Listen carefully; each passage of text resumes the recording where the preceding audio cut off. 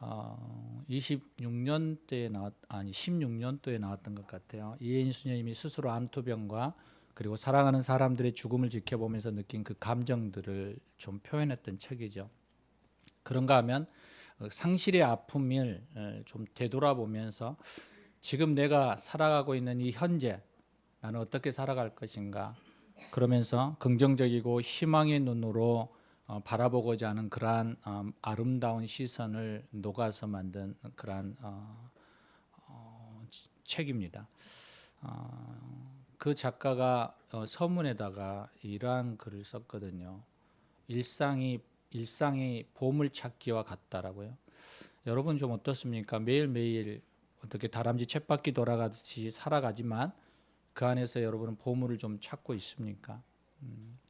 그 속에 제 마음에 와닿는 하나의 그 글이 있었습니다.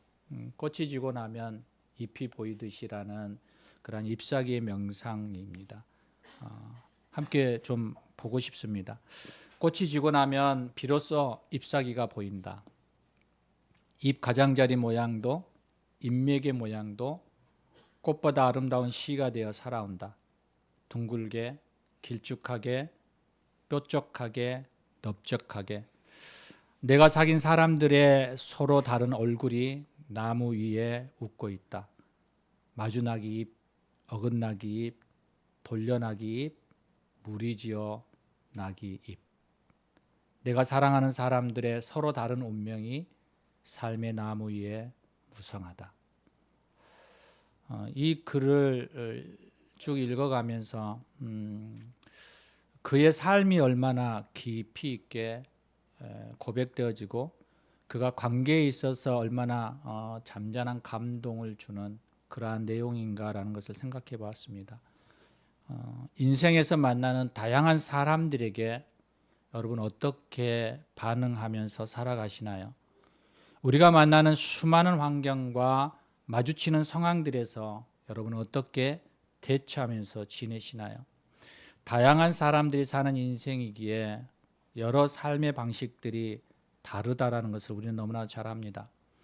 동일한 환경과 비슷한 상황 가운데 마주하는 인생인데도 어떤 사람은 쫓기듯 불안하게 하루하루를 살아가는가 하면 어떤 이들은 어딘지 모르게 좀 여유가 있는 그런 삶을 살아가는 것을 우리는 곁에서 볼 때가 많이 있습니다. 그 이유가 무엇일까요? 어느 한 가지를 딱 정해서 말하기는 어렵지만 분명한 한 가지는 동일한 상황을 마주하지만 각자가 해석하는 것이 다르기 때문일 것입니다. 이혜인 수녀님의 그러한 잎사귀 명상에서 보듯이 다양한 잎들이 각기 서로 다른 운명을 가지고 삶의 나무 위에 무성하게 걸려 있는 것처럼 이 세상의 인생이 그런 것 같습니다. 매일 마주하는 삶의 자리에서 여러분은 어떤 해석을 하고 어떻게 반응하며 살아가십니까? 이 세상을 살아가는 사람들의 정도의 차이는 있지만 우리 모두가 동일하게 고백하는 것은 각자의 고난, 힘듦이라는 그러한 짐을 지고 살아가고 있다는 거예요. 그런데 어떤 이는 이 짐을 묵묵히 감사함으로 감당하며 살아가는가 하면 또 어떤 이는 불평과 원망을 일삼으면서 부정적인 사고로 살아가기도 합니다.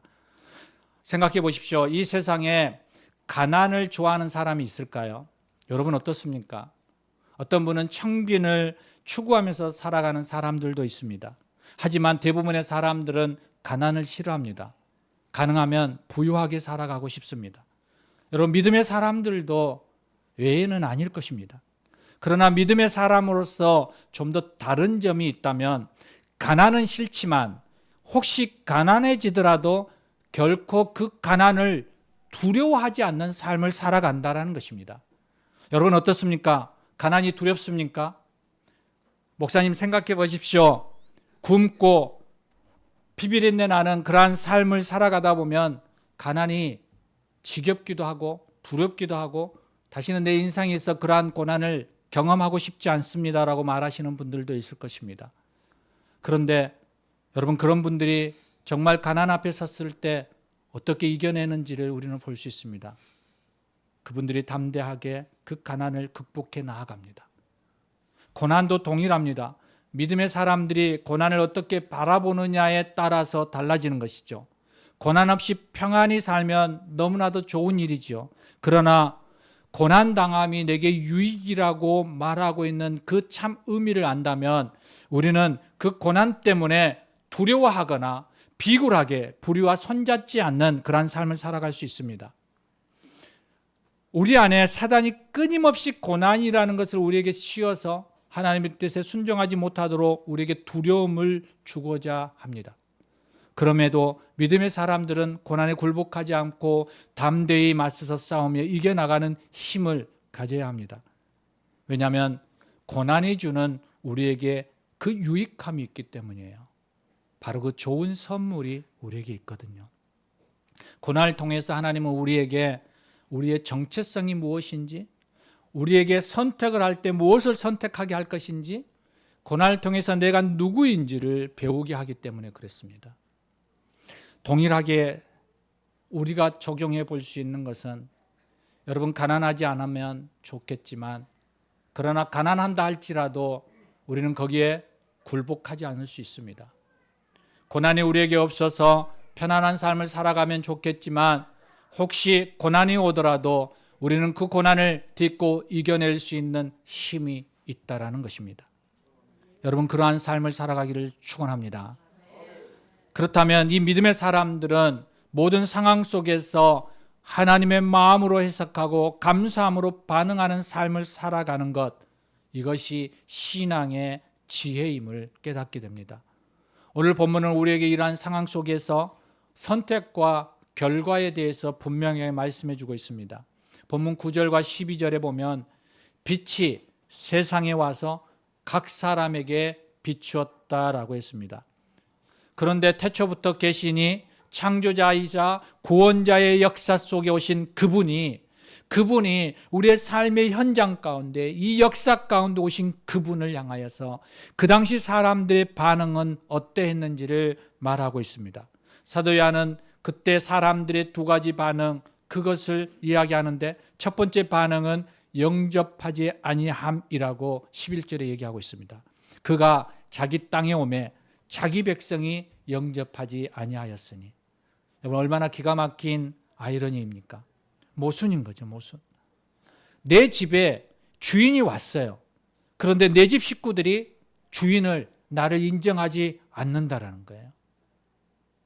성경에 보면 마태복음 21장을 보면 불의한 농부 이야기가 있거든요. 주인이 떠나면서 각자의 일을 줍니다. 그래서 그들이 열심히 일을 합니다. 때가 되어서 주인이 종들을 보내서 그 수고한 싹의 일부를 요구합니다. 그런데 그들이 주지 않습니다. 마지막 그 주인의 아들을 보냈는데 그들이 생각합니다. 이 주인의 아들을 죽이면 이 모든 것이 우리의 것이 되겠다. 그래서 아들을 죽입니다. 그러자 주인이 어떻게 했을까요? 그들에게는 주인이 배제된 세상이에요. 바로 이것이 이 세상의 어둠의 세상이라고 얘기하는 거예요. 왜 사람들은 그를 배척했을까? 오늘 본문 5절에서 보면 빛이 어둠에 비치되 어둠이 깨닫지 못하더라라고 말씀하세요. 10절을 보면 그가 세상에 계셨음에 세상이 그로 말미암아 지은 바 되었을 때 세상이 그를 알지 못하였고라고 말해요. 무슨 말인가요? 그들이 주인, 바로 그 빛, 구원자, 그분을 깨닫지 못하고 알지 못했기 때문이라고 말하고 있는 거예요. 오늘날 사람들이 예수 그리스도를 영접하지 않는 이유와 역시 마찬가지라고 생각합니다. 그가 누구인지 깨닫지 못하고 알지 못하기 때문이에요. 그가 창조자이심을, 그가 구원자이심을 알았다라면 그렇게 그들이 거절할 수 있었을까? 그래서 무지는 여러분 죄악이에요. 특히 예수 그리스도를 알지 못하거나 부인하는 것은 하나님이 가장 싫어하는 죄악인 것입니다. 그런 것을 보았을 때 우리는 하나님이 기뻐하는 자의 자리에 서 있어요. 왜냐하면 예수님을 믿으니까요. 존 보니언의 우리가 잘 알고 있는 철로 역정이라는 책의 마지막까지 등장하는 비극의 주인공이 누구냐면 무지예요. 무지. 자신의 자신의 생각, 자신의 힘으로 의로움을 얻고자 하는 그 비극의 인물이에요. 나의 힘으로, 나의 능력으로, 나의 수고로 구세주인 예수 그리스도를 모르는 자기 자신의 능력만을 추구하는 그 무지의 인물이에요. 여러분은 어떻습니까? 주님은 있지만 내 힘으로 살아가고 있지는 않습니까? 주님은 있지만 돈의 능력으로 살아가려고 애쓰고 있지는 않습니까? 사랑하는 여러분, 예수님이 성육신하여 처음 이 땅에 오셨을 때 예수님을 가장 가까이서 접하고도 그를 영접하지 못한 비극의 주인공이 있어요. 그게 누구일까요? 처음 예수님을 만났을 때 바로 여관 주인이에요. 아기 예수님의 어머니 마리아가 구세주를 낳아 짐승들의 그 구유에 눕혔을 때 마가복음 2장 7절에 이렇게 말하고 있어요. 여관에 있을 곳이 없음이더라. 여관 주인이 방금 구유에 태어난 이 아기가 세상을 지으신 창조주요 또한 구세주임을 알았다면 어떠했을까요? 자기의 방이라도 내어드리지 않았을까요? 크리스마스 공연 때 연극 중에 정신지체인 랄프의 이야기가 공연되고 있습니다. 보통 이 랄프가 너무나도 연극이 하고 싶어서 나는 연극 팀에서 조그마한 역할이라도 하고 싶다라고 계속 졸라댑니다. 그래서 그에게 여관 주인의 역을 맡깁니다. 그는 요셉과 마리아가 여관 문을 두드릴 때 딱 한마디만 하면 돼요. 방 없어요 라고 말하면 돼요. 랄프는 처음에는 침착하게 노크의 소리를 듣고 이렇게 얘기합니다. 방이 없어요. 그런데 두 번째, 세 번째 노크 소리가 계속 나자 랄프는 눈물을 글썽이면서 방이 있어요. 내 방을 드릴게요. 들어오세요. 이렇게 이야기합니다. 여러분, 지금 예수님을 맞이하는 여관 주인이 여러분이라면 여러분은 어떻게 하실까요? 여러분은 어떤 반응을 보이실까요? 오늘날 여러분의 마음을 두드리는 예수님을 당신은 어떻게 영접하고 있습니까? 혹시 당신 마음의 중심이 아닌 생각 속의 외지에 그 구석에 그 구유와 같은 곳에 예수님을 방치하고 있지는 않습니까? 만일 그렇다면 오늘 이 두 번째 반응 앞에 여러분들이 들어오시기를 권면합니다. 이 두 번째 반응은 무지하고 영접하지 않는 반응과 대조적인 반응이에요. 12절에 원문을 번역하면 거기에 생략된 한 단어가 있어요. 접속사죠. 그러나로 시작해요. 영접하지 아니하였지만 그러나 그 뒤에 두 번째 반응이 나와요. 영접함이라고. 우리말 번역을 그 생략된 그러나를 넣어서 12절을 다시 읽어보시면 됩니다. 그러나 영접하는 자, 곧 그 이름을 믿는 자들에게는 하나님의 자녀가 되는 권세를 주셨으니 무지와 영접하지 않는 자들과 그러나 그를 알고 영접하는 사람이 있었다라는 거예요. 처음 예수님이 이스라엘 베들레헴에 오셨을 때 여관 주인을 비롯한 대부분의 인류는 그에 대해서 무지했습니다. 그리고 그를 영접하지 않았습니다. 로마의 가이사도, 팔레스타인을 통치하고 있는 헤롯 대왕도, 심지어 성경을 연구하던 예루살렘의 대제사장과 서기관들도 그를 영접하지 않았습니다. 더러는 무지함 때문에, 더러는 경쟁의식 때문에, 더러는 자존심 때문에, 더러는 편견 때문에 그들은 예수를 영접하지 않았습니다. 대부분의 사람이 냉랭함으로 반응하고 있는 그때에 그 빛을 영접한 사람이 있었습니다. 대중의 반응과는 다른 그러나 개인적인 결단으로 그렇게 영접한 영적 소수자들이 있었습니다. 그 당시에 그들은 소외된 자들이었습니다. 그래서 마음이 가난했고 겸허한 이들이었고 그래서 마음을 열고 예수님께로 달려가 그를 경배할 수 있었습니다. 베들레헴 지경 밖에 들의 양떼를 지키던 목자들이 그랬습니다. 저 동방에서 별을 연구하던 이방인 박사들이 그랬습니다. 성전에서 기도하며 구세주가 오심을 기다렸던 과부 안나 할머니가 구세주를 영접했습니다. 여러분, 그렇다면 지금 예수님을 향한 여러분의 반응은 무엇인가요? 사도 요한이 외치는 복된 소식, 영접하는 자, 곧 그 이름을 믿는 자들에게는 하나님의 자녀가 되는 권세를 주셨으니, 이 복음, 인류를 향한 소식에 어떤 반응을 여러분은 보이고 있습니까? 그 선택과 결정에 따라 우리는 또 다른 두 종류의 결과를 맞이하게 될 것입니다. 바로 하나님의 자녀와 마귀의 종, 천국과 지옥이라는 전혀 다른 결과를 가져오게 됩니다. 여러분의 이 땅에 살면서 진정 어디에 속한 삶을 살아가고 있습니까? 사랑하는 여러분, 13절에 하나님께로부터 난 사람들은 이 땅에서뿐만 아니라 미래의 약속을 믿고 사는 사람들이라고 말하고 있습니다. 어떤 사람이 유명인의 콘서트에 표를 구해가지고 기쁜 마음으로 가게 되었습니다. 아마도 우리 정빈이도 그랬을 것 같아요. 그런데 공연장 입구에 가니 긴 줄이 서 있고 입장을 하고 난 후에 사람들은 공연장을 막 앞다투어 달려가고 있는 거예요. 그런데 한편을 보니까 어떤 사람들은 서로 이야기하며 차도 마시며 여유롭게 있는 것이 보입니다. 왜 이런 차이가 일어나는 것일까요? 여러분 한번 생각해 보십시오. 뛰어가는 사람들은 일반석이에요. 그래서 빨리 들어가야 좋은 자리에 앉을 수 있기 때문에 정신없이 뛰어가는 거죠. 그런데 여유가 있는 사람들은 지정석 표를 가지고 있기에 언제 들어가도 자기 자리가 있는 거예요. 뛰어 들어가나 천천히 걸어가나 자기 자리는 항상 정해져 있는 그 여유가 있어요. 우리 교회는 어떨까요? 여러분 교회를 들어오면 내 자리가 비어 있겠지, 그런 여유함 가지고 들어오잖아요. 그러나 그 여유함이 얼마 가면 없어질 거예요. 왜냐하면 이 교회 자리 가득 찼거든요. 빨리 안 오면 여러분 서서 예배드리거나 보조석에 앉아야 될 거예요. 이런 자리 다툼이 있어야 된다고 저는 생각합니다. 교회는 지정석이 없어요. 다음부터는 지정석을 좀 팔아야 될 것 같아요. 1번부터 쭉 자리를 매겨서 얼마 하면 몇 번 농담입니다. 여러분 우리 안에 믿는 사람과 믿지 않는 사람의 차이가 바로 이것인 것 같아요.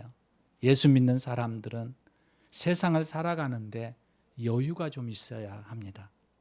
하나님께서 나에게 구원을 주시고 나에게 은혜를 주시고 무엇보다도 나에게 마지막 승리를 주셨다라는 이 확신이 있기에 여러분 어떤 문제 앞에서도 여러분 우리가 누구나 맞이하게 되는 이 죽음까지도 결코 두려워하거나 불안한 마음이 우리 안에서부터 적어지는 거예요. 제가 호스피스 사역을 했다 그랬잖아요. 여신이 드러나요. 죽음을 앞에 둘 때 어떤 분들은 불안해하고 두려워 벌벌 떠는 사람들이 있어요. 얼굴이 창백해지는 사람이 있어요. 어떤 분들은 손을 두드러 막 부르르 떨어요. 용서하지 못해서. 어떤 분은 정말 편안하게 죽음 앞에 반응하는 분들이 있어요. 그런데 예수를 믿지 않다가 예수를 믿은 사람들의 대부분의 죽음이 그렇게 맞이하더라고요. 주님을 믿는다라는 것, 내가 하나님의 나라를 보장받는다라는 것, 내가 죽어서 하나님의 나라에 들어갈 수 있다라는 그 지정자석의 티켓을 얻는 순간 그들은 죽음도 두렵지 않은 거예요. 여러분 어떻습니까? 잠시 어려움이 있다가 할지라도 내 자리, 주님의 보호하심을 믿고 마지막 승리가 보장되었다라는 것을 안다면 지금처럼 우리가 아둥바둥 그렇게 불안하고 안절부절하며 살아가지는 않지 않겠습니까? 그러나 우리가 세상 사람들은 그러한 믿음의 신뢰가 없기 때문에 조그만 어려움이 있어도 깜짝 놀라고 죽음 앞에서도 두려움에 안절부절하는 그 모습을 볼 수 있어요. 여러분 그 사람들과 내가 예수를 믿는다면 뭔가가 달라야 되지 않을까요? 그 달라야 되는 그 모습이 바로 이 모습입니다. 문제 앞에서도 여유를 가지는 모습, 죽음 앞에서도 평안할 수 있는 이 믿음, 이 믿음이 우리 안에 있어야 한다는 거예요. 미신을 믿는 사람들은 이사를 해도 손이 없는 날을 정합니다. 제가 이사를 자주 다닌 편이었잖아요. 이사를 할 때 보면 이렇게 빨간 글씨로 써 있어서 전화하면 그날은 안 된대요. 그날은 다른 날보다 2배 이상이 비싸요. 근데 저는 날짜를 어떻게 잡을까요? 제일 싼 날로 잡아요. 자유하거든요. 자신의 운명 앞에서 벌벌 떠는 사람을 볼 때 안타까워요. 그런데 저는 운명을 잘 안 믿어요. 저 손금 보거든요. 손금 보면 저는 오래 살 거래요. 근데 빨리 죽어도 괜찮아요. 여러분. 별로 그렇게 고민하지 않아요. 그러나 오래 살 것 같아요. 한 2번은 죽었다 살아나니까 오래 살지 않겠습니까? 그런데 삶에 그렇게 장수에 대한 그런 미련이 잘 없어요. 우리 안에 초대교회 성도들은 형장으로 끌려가도 찬송을 부르며 평안하게 죽음을 맞이하는 그 모습, 그게 무엇 때문일까요? 그들에겐 하늘의 소망, 주님이 보장해 주는 그 지정자석이 있기 때문이죠. 그래서 그들의 마지막 인사는 항상 이랬어요. 천국에서 보자. 조금 있다가 천국에서 만나? 여러분, 옆 사람에게 한번 인사 한번 해보실래요? 내일 천국에서 만나자? 네, 막 겁나죠? 겁나죠? 나이가 좀 계신 분들은 가볍게 얘기할 수 있지만 이 10%는 젊은이들은 내일 천국에서 만나자 그러면 얼마나 억울하겠어요. 밥을 좀만 더 먹어야 되는데. 어제 여기 선식당인가 가서 먹는데 정말 맛있더라고요. 제가 배가 불러서 정신을 못 차리고 허우적거리고 올라왔습니다. 근데 우리 안에 먹는 것, 즐거운 것, 행복한 것, 정말 놓치기 싫은 것들이 이 세상 가운데 정말 많죠.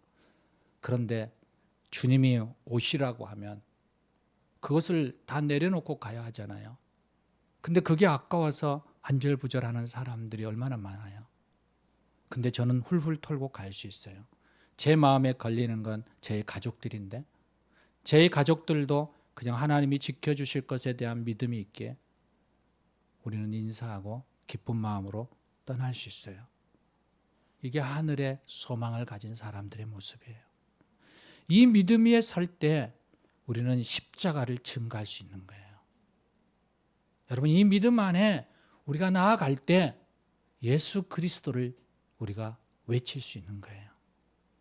죽음이 들었고 문제 앞에서 안절부절하고 그리고 그 안에서 여유를 느끼지 못하면 우리는 우리 안에 예수 그리스도의 공간이 하나의 구유 안에 있는 외면되어 있는 자리에 있기에 그분을 끄집어와서 말하기가 힘들어지는 거예요. 그래서 본문 6절과 8절에 세상의 무리지를 깨우치고자 예수님이 오기 직전에 하나님이 누구를 보내나요? 세례 요한을 보내신 거예요. 그리고 그에게 이렇게 얘기하여 빛 대신 그리스도를 증언하러 오신 것이라고.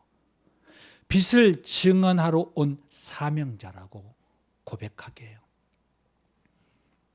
그럼 우리도 빛을 증언하는 사명자가 되기 위한 그러한 삶을 살아가야죠. 그런데 그 조건 안에 이렇게 세 가지의 조건을 제가 끌어와 봤어요. 첫 번째 증인은 체험이 있어야 돼요. 체험이 있어야 증언할 수 있죠. 요한일서 1장 1절에 보면 태초부터 생명의 말씀이 관하여서 우리가 들은 바요, 눈으로 본 바요, 또한 주목하여 우리의 손으로 만진 바라고 얘기해요. 바로 체험이 있을 때 증인이 될 수 있어요. 증인은 말을 잘하거나 많은 것을 배운다고 해서 도움은 될 수 있지만 그 무엇보다 보고 듣고 만져본 사람보다 확신 있게 말할 수 없어요. 재판의 증인을 채택할 때 보고 듣고 그 현장에 있느냐라는 것을 묻잖아요. 그런가 봐요. 내 견해는 이래요. 내 주장은 이래요. 이런 사람은 증인이 될 수 없어요. 증인이 되는 것은 내가 그 사람을 증거할 수 있는 그 자리에 있어야 해요. 내가 체험해야 돼요. 그래서 주님을 체험하기를 원합니다. 그 주님을 만나기를 원합니다. 그리고 그 주님과 같이 동행하는 삶이 되기를 원합니다. 두 번째로 증인이 되기를 원하는 사람은 용기가 있어야 해요. 우리가 만나는 사람들 모두가 여러분 믿음이 있는 사람들이면 얼마나 좋을까요? 그래서 하나님 이야기하고 성경 이야기하고 신앙 이야기하면 흥이 나서 막 몇 시간이고 이야기해도 지치지 않는 그런 이야기들을 하면 얼마나 좋을까요? 그런데 우리가 사는 세상에 나가면 믿는 사람보다 진리를 거부하는 사람들이 더 많잖아요. 그러다 보니까 우리가 피로감을 느끼는 거예요. 때로는 세상에 가서 사람들을 만나는 것에 대해서 어려워하는 경우들도 있어요. 가치관이 다르기 때문에 서로 평행선을 가야 하기 때문에 힘든 게 있어요. 믿음의 사람으로서 차마 같이 가지 못하는 것. 그래서 그들로 인하여서 외면당하거나 무시당하거나 또 그로 인하여서 위축되는 경우들이 너무 많잖아요. 직장에서 사업체에서 만나는 사람들은 비신자들이에요. 예수를 믿으면 죄에서부터 구원받아 천국에서 살 수 있어라고 우리가 말하고 그러한 삶을 살아낼 때 사람들이 이렇게 얘기하거든요. 죄를 지어도 다 용서받으면 이 사회에서 어떻게 정의가 일어날 수 있어? 천국에 있다면 너 가봤어? 내게 보여줘봐. 그러면 나도 믿을 수 있어. 보이지 않는 것, 우리는 그것을 증거하는데 그들은 눈에 보이는 것에 대해서 자꾸만 요구하니까 우리는 위축될 수밖에 없어요. 눈으로 보는 것이 아니라 믿음으로 보아야 하는데 그들은 눈으로 보아야만 하니까요. 그런데 여러분, 우리가 위축되지 않는 방법이 하나 있는 게 뭐냐면 우리가 담대하고 강하게 그것을 확신하면 돼요. 내가 경험했을 뿐만 아니라 그것에 대해서 용기 있는 삶을 살아가면 돼요. 여러분, 삶은 각자의 믿음으로 살아가잖아요. 세상 사람들도 각자 자신들이 믿는 그 무엇인가를 가지고 살아가잖아요. 우리는 참심이신 하나님을 믿기로 결정했고 누가 뭐라고 해도 그 하나님을 내가 믿노라고 증거한다면 우리는 그 삶에 대하여서 용기를 가지고 나아갈 필요가 있어요. 그것이 하나님의 백성이 가지는 용기 있는 자세거든요. 사랑하는 여러분, 사람들이 아니라고 할지라도 우리는 그 믿음대로 가는 거예요. 왜냐하면 그 믿음은 하나님이 주신 선물이니까요. 믿고 싶어서 믿어지는 게 아니에요. 우리가 믿는다라는 것은 하나님이 값없이 주신 은혜이기 때문이에요. 그래서 이것이 너무 소중하기에 우리는 그 믿음의 용기를 가지고 모든 사람들에게 그 예수 그리스도를 전할 수 있는 거죠. 세 번째로 자기를 부인해야 돼요. 8절에 보면 그는 이 빛이 아니요 이 빛에 대해서 증거하는 자라고 얘기하거든요. 세로야 하는 자기를 증거하지 않고 예수 그리스도를 증거하기 위해 존재한 사람이었어요. 사람들은 주변으로부터 주목받고 싶어 하죠. 단역 배우나 조연 배우보다는 우리는 주인공이 되고 싶어 해요. 그러나 어디서나 무엇이든 우리가 증인된다라는 것은 그 안에서 그 대상을 주인공으로 고백하는 거거든요. 그러니까 우리는 주인공의 자리에 설 수 없어요. 여전히 그 주인공의 자리에는 예수 그리스도가 있어야 하니까요. 우리의 마음의 왕자에 우리는 한 번도 앉아볼 수 없어요. 그것은 예수 그리스도가 앉아야 되니까요. 그런데 놀라운 것은 예수 그리스도가 주인이 되어지고 예수 그리스도가 그 왕자에 앉을 때 우리는 그 안에서 행복을 누릴 수 있어요. 그 안에서 평안이 오거든요. 이것을 어떻게 아느냐? 나도 좀 알려달라라고 하는 것은 말할 수 없어요. 내가 경험해 봐야 하니까요. 신방을 하면서 어제 금요일이었죠. 금요일에 저에게 질문을 하더라고요. 목사님, 예수님이 경험해 보고 말한다는데 정말 기뻐요? 예수님 만나면 매일매일 가슴이 뛰어요? 저도 그러면 그렇게 해보고 싶어요. 그래서 제가 그랬어요. 매일매일 아닌데요? 지금 요즘에 제가 답답해서 미치겠는데요? 그래서 기도하고 있는데요. 그런데 그때의 감정이 있으니까 살아가는 거예요. 그때 그 마음으로. 그때 그 만남을 기억하고 있으니까요. 그래서 기도하시라고. 나도 그 주로 인해서 기뻐할 수 있는 그 감정, 주님이 주시는 그 말씀을 부여잡을 수 있는 그 순간을 내게 허락해달라고 기도하라고 했어요. 그분의 고백 속에 이런 마음을 느꼈어요. 나도 정말 만나고 싶은데, 나도 주님을 통해서 가슴이 뛰고 싶은데, 나도 설레고 싶은데 그게 안 되는 거예요. 여러분 어떠신가요? 때로는 우리가 결혼식장에 가면 좀 특이한 사람들 발견하잖아요. 주인공인 신랑과 신부보다 더 화려하게 옷을 입고 장식을 하고 화장을 하고 막 다니시는 분들 있잖아요. 여러분들 그분들 보면서 뭐라 그러시나요? 별로 보기 좋지 않잖아요. 우리가 그렇게 살아갈 때가 많죠. 교회 안에서도 복음을 전하면서도 자신을 더 드러내려고 하는 사람들. 여러분, 우리는 그러할 때에 우리를 내려놓는 거죠. 내려놓는 거. 요한계시록 24장에 보면 24장로가 나와요. 그들이 면류관을 다 씌워줘요. 그런데 그 면류관을 벗어서 어린 양을 향하여 던져요. 왜요? 당신만이 영광 받으시라고. 당신만이 찬송받을 분이시라고. 그들의 삶 전체가, 그들이 나아가는 모든 것들이 주의 영광을, 주의 찬송을 드러내거든요. 여러분, 이러한 말할 때 눈물이 글썽이고 가슴이 흥분되고 그 예수 그리스도 앞에 드려질 때 내가 기쁨이 넘치는 이 감정을 여러분도 경험하고 싶으십니까? 그렇다면 주님 앞에 더 가까이 나아가시기를 바랍니다. 오늘 12절입니다. 영접하는 자, 그 이름을 믿는 자들에게 하나님의 자녀가 되는 권세를 주셨으니, 하나님의 자녀는 이 특권과 이 감정을 누릴 수 있는 하나님이 주시는 은혜가 있다라는 것, 바로 그 믿음대로 여러분 나아가시기를 원합니다. 그리고 그 믿음 안에서 하늘나라 그 지정자석에 우리가 함께 그곳에서 만나기를 주의 이름으로 간절히 축원합니다. 우리 함께 기도하시겠습니다. 이 시간 우리 하나님 앞에 좀 기도하며 나아가고 싶습니다. 하나님, 그렇습니다. 나는 예수를 믿고 나는 하나님의 자녀가 되었고 그 하나님의 지정자석도 있다라는 것 알아요. 그런데 내 안에 기쁨이 없어요. 주님을 생각하면 설렘도 없고 흥분되지도 않아요. 주님으로 인해서 기쁨도 너무 적어요. 나도 기뻐하고 싶어요. 하나님의 자녀가 된 것에 대해서 흥분하고 싶어요. 모든 사람들에게 와보라라고 외치며 증거하고 싶어요. 주님, 그러기 위해서 만나주세요. 주님, 오늘 본문에서 얘기하고 있는 것처럼 주님의 그 반사체로서의 삶을 살아가기를 원해요. 그래서 주님 만나기를 원해요.